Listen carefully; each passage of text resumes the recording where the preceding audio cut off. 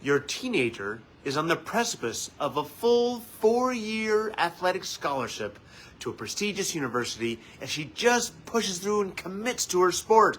But she doesn't want to do that. Do you push her?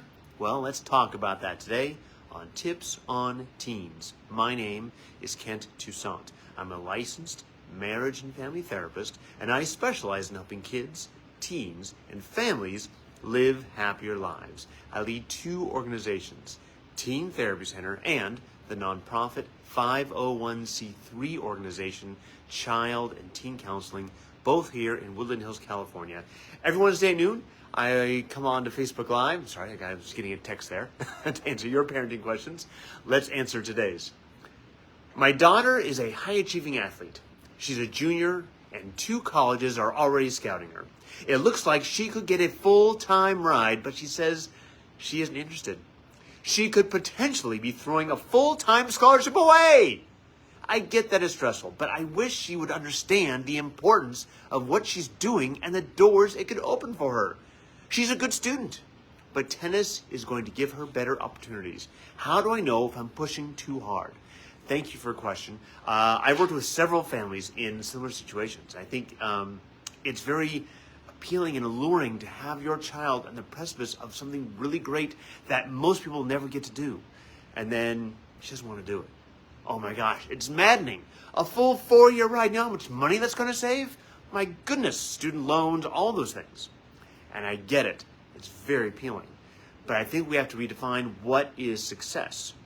Is your daughter playing tennis and getting a full 4-year ride to whatever university, is that equal success? And I don't know if it does, because it sounds like the way you're describing it, she would be miserable.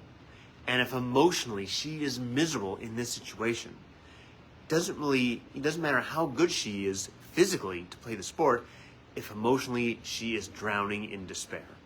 And I think that's a really important thing to keep in mind. And we want her to not have the despair. I don't think you want your daughter to have despair, but you can't change that. Only she can change it. And if she has lost the love of the sport, if she's lost the love of the drive and the workout and doing 25, 30 hours a week of working out, practicing, that's tough. There's a lot of really good athletes. I've had clients in my practice who are destined to go in the major leagues or the NFL or the NBA or tennis or whatever the sport is. And they're like, oh my gosh, this is going to be the next great player. And they're in high school going, I don't want this. I don't want this. I just don't have my heart, and I don't like this anymore.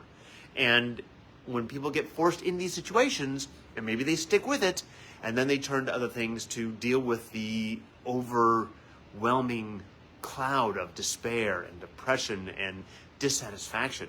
That could be drugs, could be violence, could be unsafe sex, could be any number of things, but usually the things that are unhealthy. And so, is the life of a professional athlete or a college athlete healthy?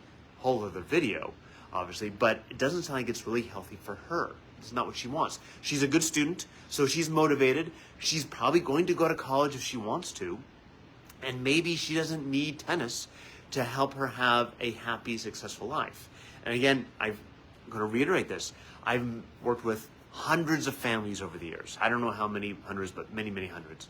And I've worked with many well-to-do families who have a summer home in Newport Beach and a winter home in Mammoth, and they take their summer trips to Europe and Asia and wherever they go, and they've got plenty of money.